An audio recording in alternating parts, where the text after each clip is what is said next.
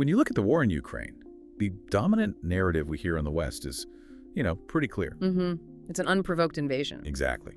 Driven by Russian expansionism, Yeah. almost always framed as this simple story of, say, aggression versus democracy. But what if that framing, the very basis for so many Western policy decisions today, is an incomplete picture? Okay. What if the conflict is fundamentally a violent reaction, one that was actually predictable to some, that stems from 30 years of U.S. and NATO policy decisions that were steadily eroding Russia's perceived security? Okay, so let's unpack this. This is a highly controversial counter-narrative.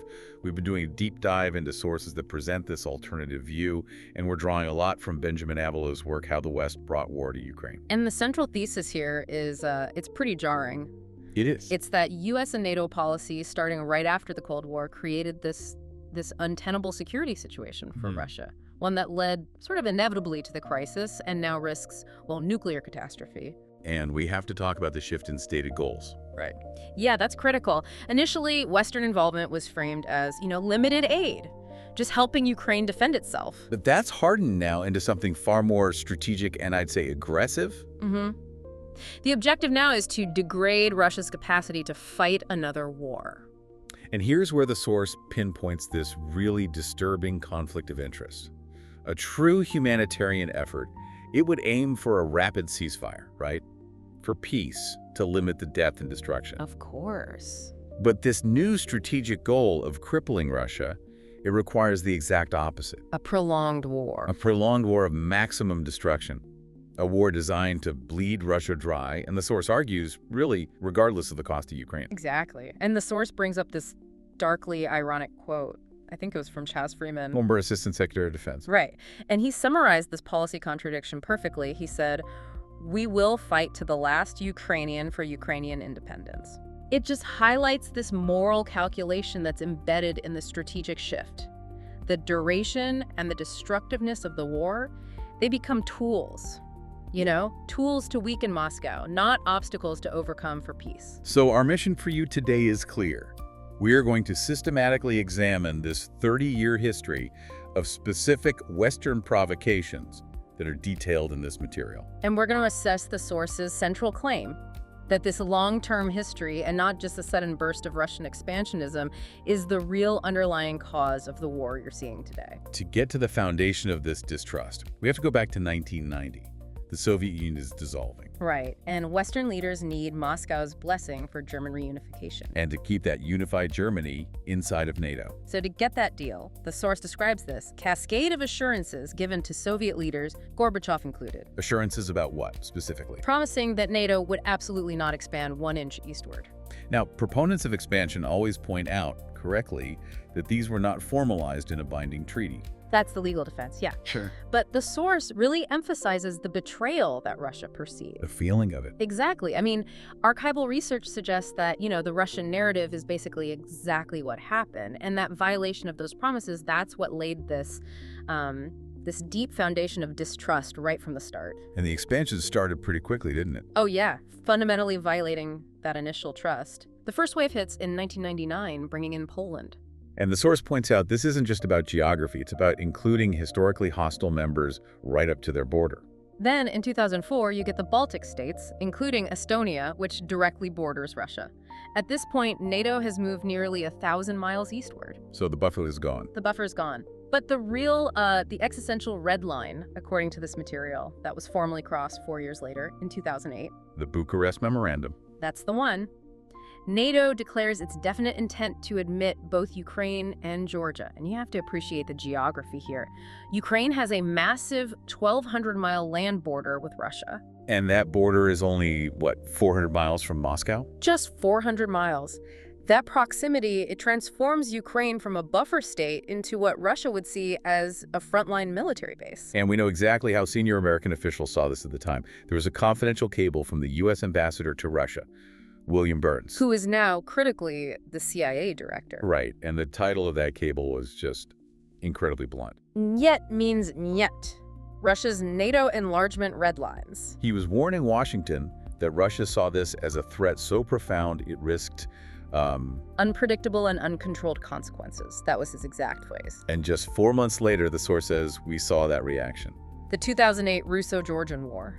Now, the Western narrative frames this as, unprovoked Russian aggression. But the source argues it was a direct reaction, precipitated by a massive assault on South Ossetia by the U.S.-funded, armed, and trained Georgian military. It was Moscow sending a very loud, very physical warning that further encroachment wouldn't be tolerated. Which brings us to 2014 and the coup in Kiev. The sources detail how U.S.-supported protests ended with the ousting of the democratically elected pro-Russian president Yanukovych. And the scale of Western involvement is just staggering. There's just one detail. The U.S. had poured $5 billion into pro-democracy causes in Ukraine since 1991. $5 billion. That kind of money suggests America was deeply invested in shaping Ukraine's politics. And the source confirms this with that infamous leaked phone call. They'll let him pee it. Exactly, confirming they were plotting who should replace the president before he was even officially out. So when Yanukovych fled, Russia saw America's hand directly in setting up a hostile, Western-aligned government. And that event is what directly triggers Russia's annexation of Crimea. To secure that vital warm-water naval base at Sevastopol. Indispensable for their Black Sea Fleet. So by 2014, the political stage is set, but the years that followed, that's when the conflict really migrates from the political sphere to the military one. Exactly. After 2014, the threat just intensifies dramatically.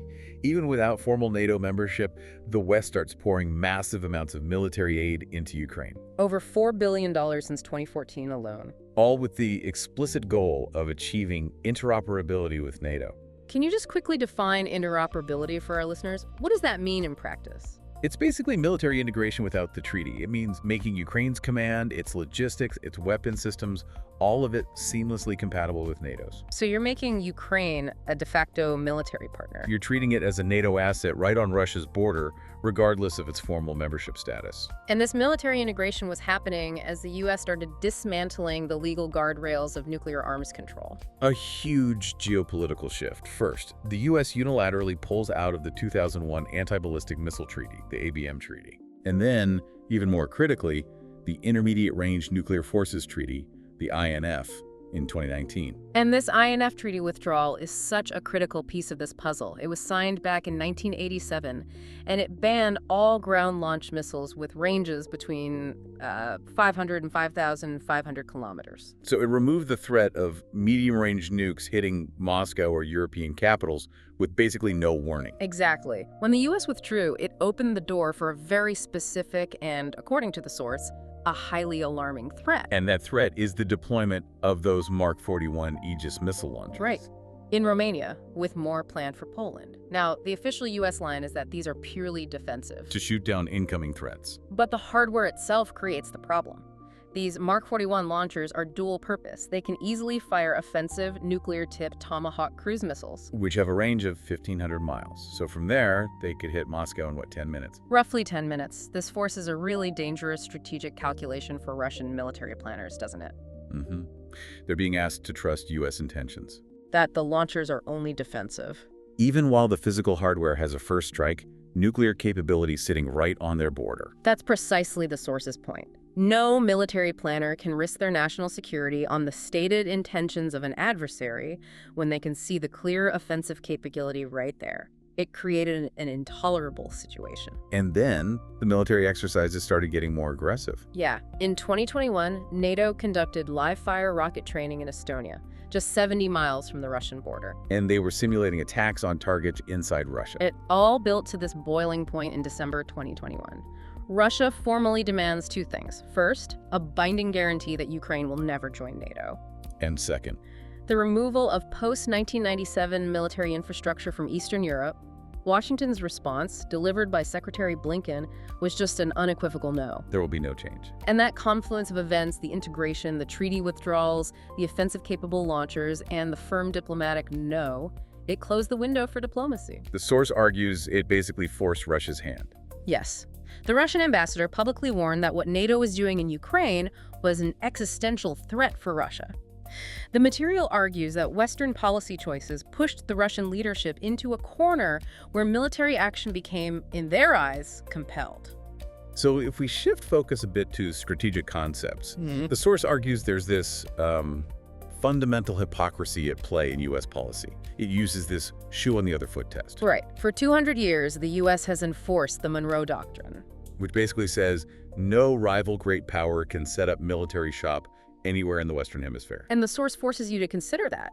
How would the U.S. react if Russia or China put nuclear-capable rockets 70 miles from the U.S. border in, say, Canada or Mexico?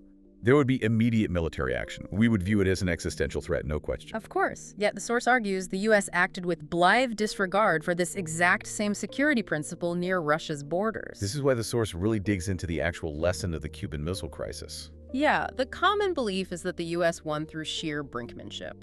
Just pure strength and not backing down. But that's the false takeaway. Completely false. The reality cited in the source is that nuclear war was averted by compromise. Specifically, that secret deal where the U.S. agreed to remove its Jupiter missiles from Turkey, in exchange for the Soviets removing their missiles from Cuba. Compromise was the solution. But contemporary Western policy seemed determined to avoid any kind of compromise over Ukraine. Which raises a huge question. Why did policymakers ignore their own history and their own intelligence? We see repeated public warnings against NATO expansion from very senior U.S. figures from all sides. Even George Kennan, the architect of the Cold War containment strategy. He called expansion, back in 1997, the most fateful error of American policy in the entire post-Cold War era. And Kennan made this stunning, almost prophetic prediction. He foresaw that once Russia inevitably reacted negatively to the encroachment, the people who pushed for expansion would just turn around and say, "See? We told you they were militarist." Exactly, using the reaction to justify their initial mistake. It's this circular logic. The expansion caused the threat, which then justified the expansion. It's the security dilemma at its most dangerous. And for anyone who hasn't heard that phrase, the security dilemma is this classic idea, right? Yeah. Your attempt to make yourself safer. By arming up or expanding an alliance. It automatically makes your neighbor feel threatened. Yeah. So they arm up, which only makes you feel less safe. It's just a self-perpetuating cycle of suspicion. And we even saw the intelligence community predict this outcome. Fiona Hill, a prominent Russia hawk, she admitted that the U.S. intelligence community foresaw a real, genuine risk of a preemptive Russian military action against Ukraine and Georgia way back in 2007. So Western policymakers knew this was a likely outcome. The source uses this to show that they proceeded despite their own high-level warnings that this conflict was predictable. So if we connect all these dots, we come back to that central idea of the security dilemma. The historian Richard Sakwa, he summarized it perfectly. What did he say? He said the situation became one where NATO's existence became justified by the need to manage the security threats provoked by its enlargement. Wow. The core claim of responsibility that the source puts on the West, and the U.S. specifically, is it's heavy. It is. The book uses this sandcastle analogy. Which is? That the war probably would not have happened if the U.S. had just refrained from any 2 or 3 of the many, many political and military provocations we've listed over the last 3 decades. And this leads to what the source calls the tragic failure of neutrality. President Zelensky won his election on a peace platform, but he failed to pivot toward formal neutrality. Which was a viable option. Austria and Finland did it successfully with the Soviet Union for decades. A completely viable geostrategic alternative that would have given Ukraine security without creating an existential threat for Russia. But the source material emphasizes that the U.S. never really gave Zelensky the support he needed to pursue that peace agenda. No. Instead, Washington encouraged this idea of absolute Ukrainian freedom, which was specifically defined as the right to join NATO. Knowing full well that this was the definitive red line for Moscow. A policy, the source argues, that ultimately destroyed Ukraine while it advanced the aims of certain American factions who were interested in weakening Russia. This brings us back to the core geopolitical contrast that frames this whole crisis. The source argues that for the U.S., Ukraine is irrelevant to its vital security interests. It doesn't affect U.S. survival. But for Russia, with its 1,200-mile border, its history of 3 major land invasions, including World War II, which cost it 13% of its population, for Russia, Ukraine is, according to this counter-narrative, the most vital of vital interests. And this is the essential danger that the source forces you to confront. A great power risking nuclear war over an interest that it believes is peripheral to itself. But which its nuclear peer views as absolutely existential. The historian Gilbert Doctorow, when he was asked what Americans most need to know about the war, he offered this very stark conclusion that really underpins the risk of this entire approach. What was it? Your lives are in danger. A deeply unsettling thought, but one that drives home the stakes when these huge geopolitical decisions are made based on what the source argues are false premises about security and who bears the ultimate responsibility. It's a critical perspective for you to keep examining as you process news about this ongoing conflict.